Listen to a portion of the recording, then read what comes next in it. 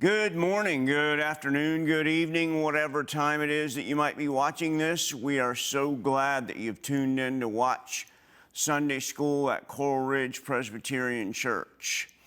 We're glad that the Lord is blessing you, and we hope that the information that you're learning is causing you to grow closer to Him. As you know, we have spent our time for the last 25 weeks or so going through an sort of an airplane view of the Old Testament. And we finished with the entire Hebrew Bible last week.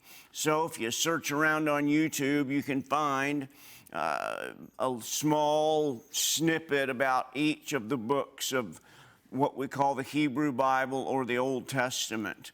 If you always wanted to know what Zephaniah was about, you can find that, or Ezekiel or Haggai or whatever, you can find that.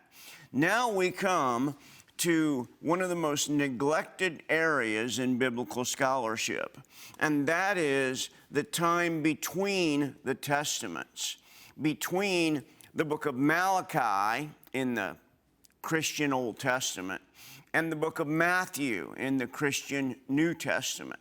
There are a lot of really important things that happen during that time, a lot of significant things that happen from the time that Malachi ends to the time that Matthew begins. And we'll try to look for the next 3 or 4 weeks, we'll try to look together at what sorts of things happen and why they're significant and what difference they made in the New Testament, and how they can help us in understanding both the life of Jesus, the Gospels, and even the other writings, the writings of the Apostle Paul, the writings of Jude and Hebrews and others. As we understand the historical background against which those books were written, we'll begin then to understand exactly what was going on and why that made a difference.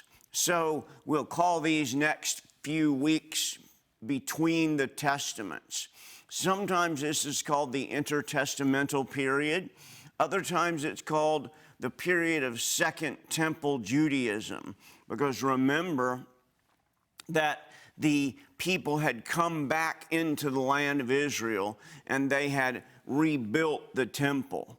And many of the prophets were saying to them, it's time that you rebuild the temple. And so this is the Second Temple. Herod's temple is essentially a continuation of the rebuilding of the temple. It's not a third temple. And so from the time that the Second Temple is really beginning to be built until the time that the temple is destroyed in 70 A.D., that's the Second Temple period. And so let's think about what was going on during that time.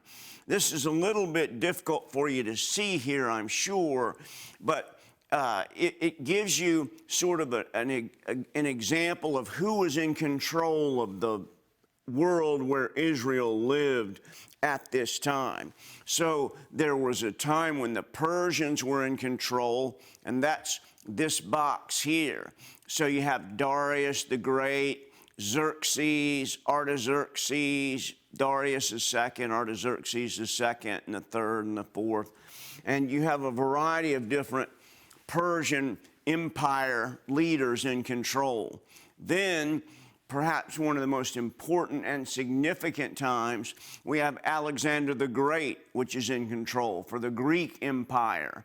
And it's at this time that the Jewish people have to decide whether they will assimilate and become Greek or whether they will not assimilate and only be Jewish.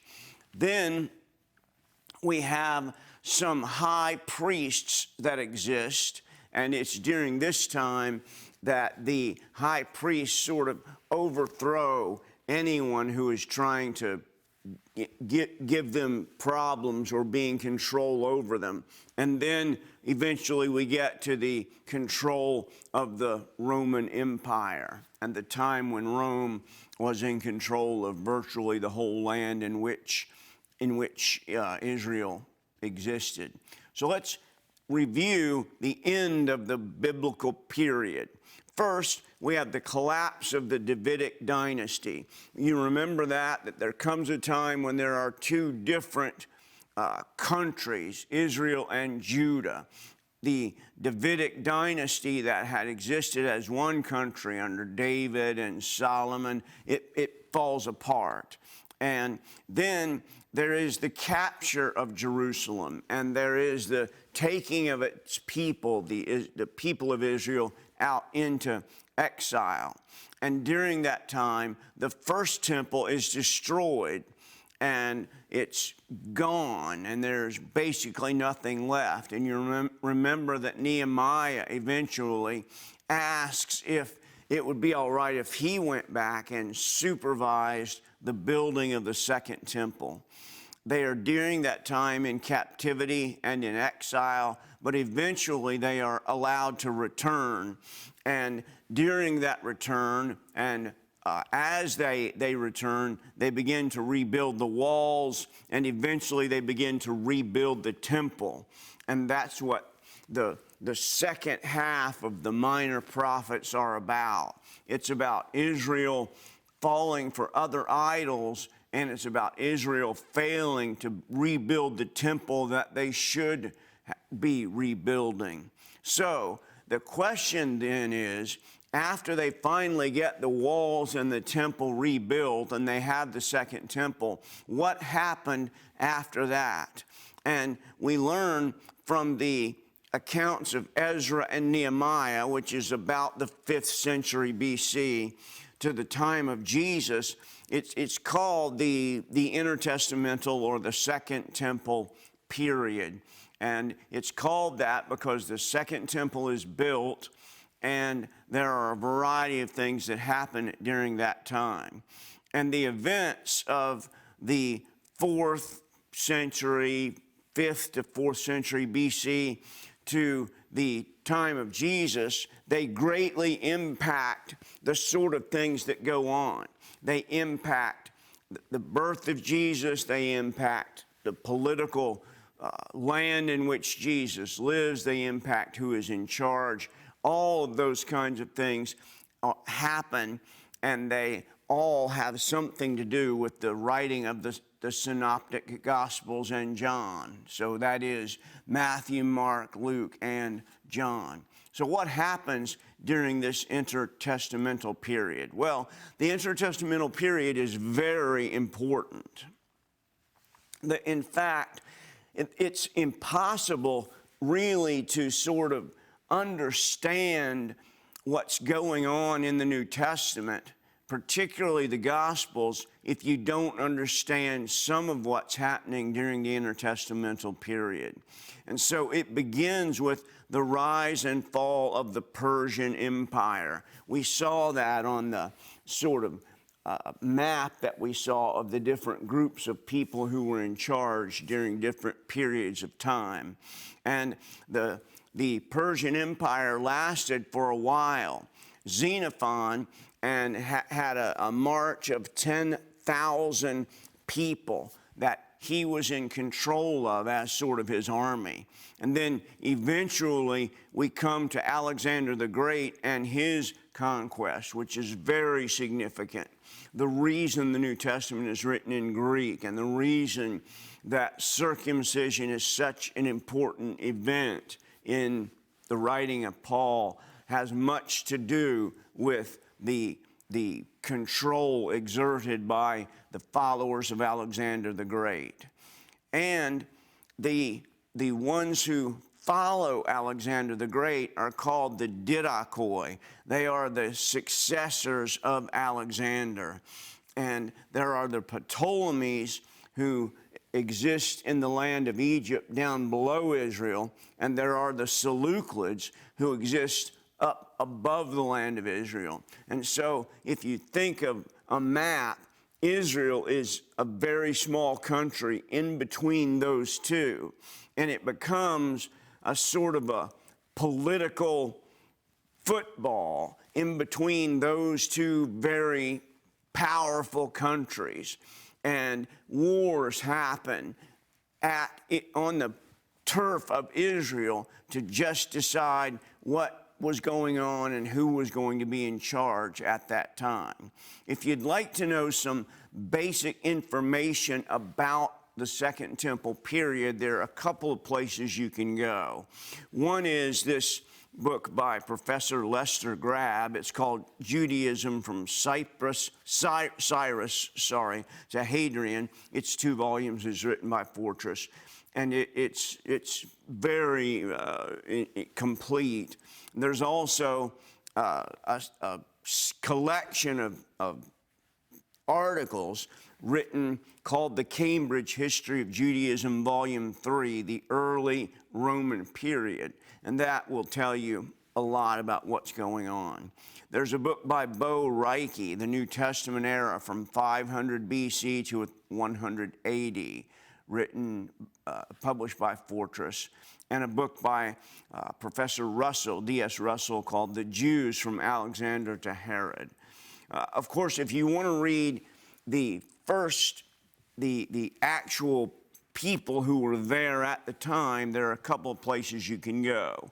One of them is Josephus. Josephus lived about the time of Christ, died probably around 90 AD. So he was writing as a historian during much of the time that the Gospels were being written. So he has a lot of significant things to say. He's not exact in all of his history, but he's largely accurate.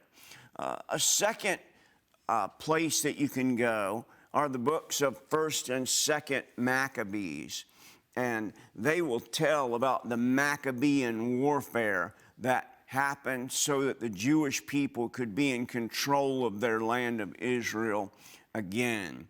If you happen to be a Roman Catholic, or you used to be a Roman Catholic, or you have a Roman Catholic copy of the Scriptures, in the middle of the text, in between Malachi and Matthew, there will be some Apocrypha.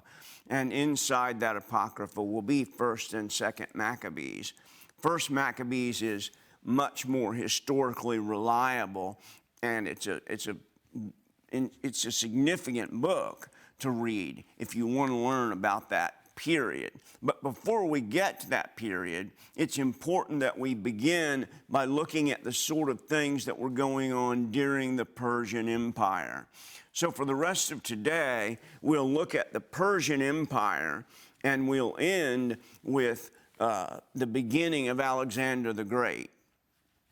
So the Persian Empire was started in about 599 to about 530 BC. They had a very large conquest, and you can see here the area that they were in essence in control of. And here you can see the kingdom of Cambrius, which happened from 530 to 521 BC. And this is what happened then, is that they were able to overthrow the Egyptian government. And here is a drawing of Cambrius on the shield, and I don't know if you can see it or not, but there's also one of the Egyptian gods. That was Apis, the bull. The Egyptians, of course, had a variety of different gods, and they crocodile gods and cat gods and a variety of frog gods. But here's also a painting of Cambrius in court. The Persian Empire, though, continues to get larger. And as the kingdom of Darius, the first Darius, who's from about 521 to 486, he begins to conquest even larger areas, making the Persian Empire become bigger and bigger. Then after Darius comes Xerxes the first, and Xerxes the first went from about 486 to about 465 BC. And you can see here a sort of a relief of Xerxes, a drawing that's a little small of the sort of the area that the Persians were in control of during that time, and some pieces that are still there from the time when those battles and the Persians were taking over during that time. After Xerxes, there came Artaxerxes, who essentially controlled from about 465 to 424 BC.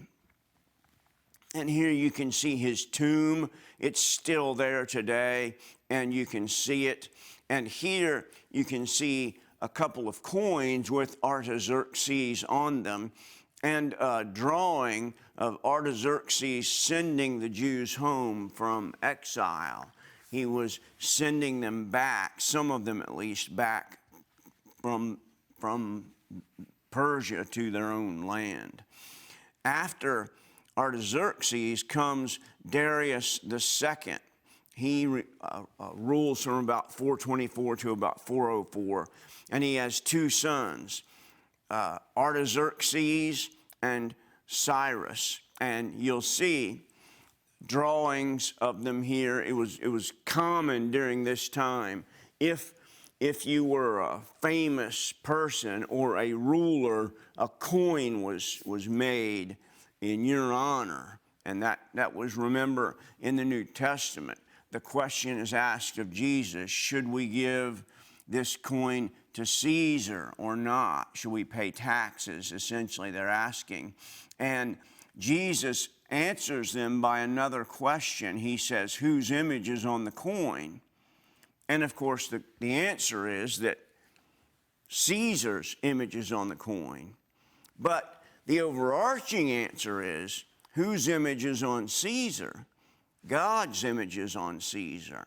And so we pay what belongs to Caesar, but more importantly, we pay what belongs to God, After Darius II comes Artaxerxes II from about 404 to 458. And again, many of these dates are approximate. They're not exact. But he fought off a revolt led by his brother Cyrus. And they both felt that they ought to be in control. And as is often the case during these times, both brothers warred for power. And Artaxerxes was able to win by fighting off his brother. And so he ruled for a certain amount of time. Then his son, Artaxerxes III, came along, and he was ruling during that time as well. And here you can see a very old archaeological dig from during that time. This is the tomb of Artaxerxes III, a relief of Artaxerxes III, and a coin with some sort of an animal on it that was supposed to honor Artaxerxes III. Then the end of the Persian Empire comes with Artaxerxes IV. In 338, he starts his rule, but in 336, just a couple of years later, he's assassinated. And Darius III, who takes over in that 336 after the assassination of Artaxerxes IV, he's defeated by Alexander himself, and he is assassinated. And so there is this constant, you can see it, this constant threat over who's going to be in charge, who is going to run the major empire of the Persians. And next there comes this march of the 10,000. And what happens is that Cyrus challenges Artaxerxes II. And Cyrus hires 9 Greek generals. Now, 2 of them later quit and went home.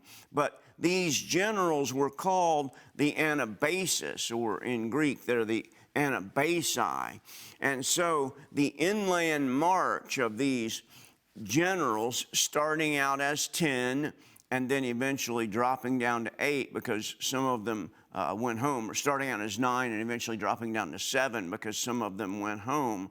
And there were 10,000 Greek hoplites. The hoplites were a sort of soldier, and there were different kinds of soldiers. Hoplites were the soldiers who were on the ground and used the long spears, but there were also archers who used obviously a bow and arrow. There were slingers who did something similar to what David did when he knocked out Goliath. They slung stones. They were professionals at it.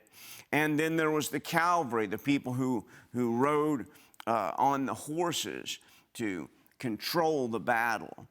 And the story of this battle is narrated by a writer named Xenophon in a book called the Anabasis. And you can find this book written today in English. You can, I'm sure, find it on the internet if you'd like to know more about this particular battle and about what was going on and about how this whole battle took place. And Xenophon was a participant, and you can see here a variety of things. Here's a Greek person in the cavalry because he's riding on the horse. There's a Greek slinger who has something like a slingshot. There are the Persian archers, and there's a person carrying the long spear. So they were trained in a variety of different kinds of special warfare, and as a result, that's what allowed them to win the battle. There were a variety of different key players in this battle.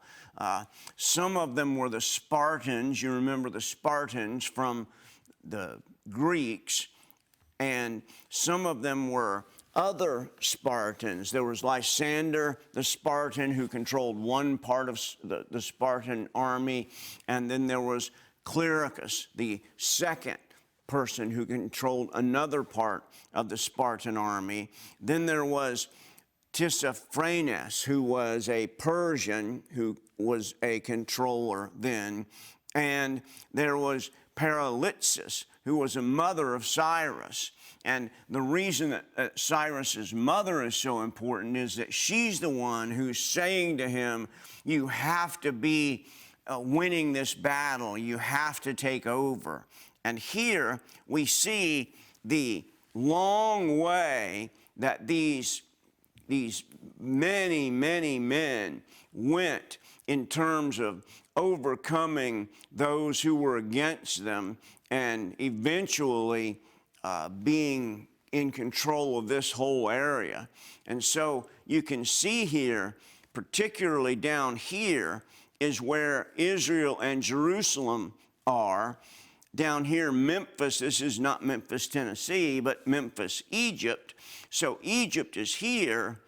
Up in here is where the other part of Alexander the Great's followers will eventually be in control, and that's why this part of the land is so significant, because it's fought over time and time and time again. And Artaxerxes II eventually leaves a city called Susa, and it's a very famous place in ancient history. And the armies eventually meet at this place called Cunaxa. And you see here sort of a relief of the Greek hoplites. They're carrying shields and swords, and this one is presumably shooting something like fire or darts out of his mouth. Here you see another image of a hoplite who's wearing the same kind of helmet that these are wearing. And you see here drawings of the actual battle and what was taking place. And these Greek mercenaries were hired by Cyrus the Younger. He hired about 13,000. It's called the March of the 10,000. But he hired primarily Greek mercenaries that were led by the generals, and this force was reinforced by a variety of people, but one of them was named Isis, who had 400 Greek mercenaries that deserted to Cyrus, came over to Cyrus from the Abercrombus and the 700 Spartan hoplites who were sent. And so what happened was that support became very large under the command of this man, Cyrus. And there are a variety of different Greek mercenaries who were hired. If we had time, we could go through this. But again, I want to just give you a big picture of what was going on. But the main battle that took place, and the reason that this is so significant, is that it leads to Alexander the Great being in charge. And next week, when we talk about Alexander the Great, you will begin to see how significant he was. So it's important that we realize how he came into power. And he came into power through this battle of Cunaxa. And the battle of Cunaxa was won essentially because of these Greek, what are called Phalanx. They routed the Persians. They routed the Persians, as you can see on this drawing, because of the fact that they had these incredibly long spears. They had these men who were shooting arrows. They had men up at the front who had long spears who were pointing straight out ahead of them. And so these Greeks, they were highly, highly motivated. And the battle cry of the Greeks was Zuo, Soter, Kai Nike. And that in Greek, that means Zuo means life, Soter means salvation, and Nike means victory. The shoe, Nike, is named after the Greek word for victory. Often when Greek boys went off to war, their mother would give them some very specific instructions. And the instructions were, listen, come back home with your shield or on it, but don't come back without it. So if you got into a problem and ran away from your shield, you shouldn't come back home, is what the mothers were saying. You either come back victorious because you still have your shield, or you come back dead lying on your shield. But you don't come back without it, because that was the way that a coward came back. These were some examples of the ways that the Greek family shields looked. They were large and very well made to protect those who were looking at them. And the Greek armies were very well armed, and they were very well trained. And so these armies were the inspiration for Alexander the Great. Alexander was born in about 356 BC. He was the son of Philip, and in many ways, Philip was a greater general than Alexander was, but Alexander is the one who gets all of the wonderful stories about him.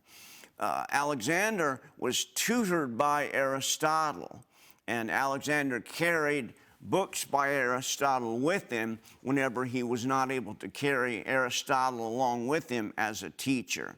So Philip was a Macedonian, and he minted coins in honor of Alexander.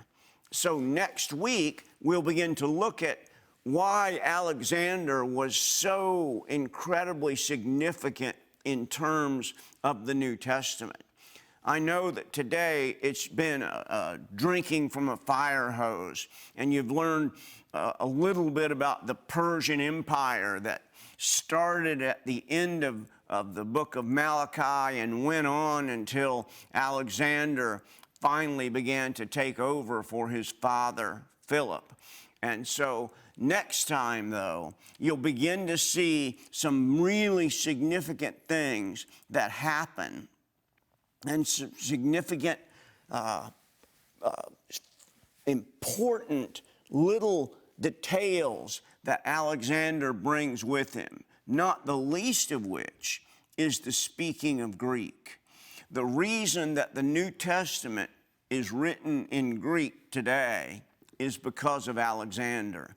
The reason that I spend a great deal of my time teaching students to read the Greek New Testament is because of the amazing penetration of Alexander all over the known world.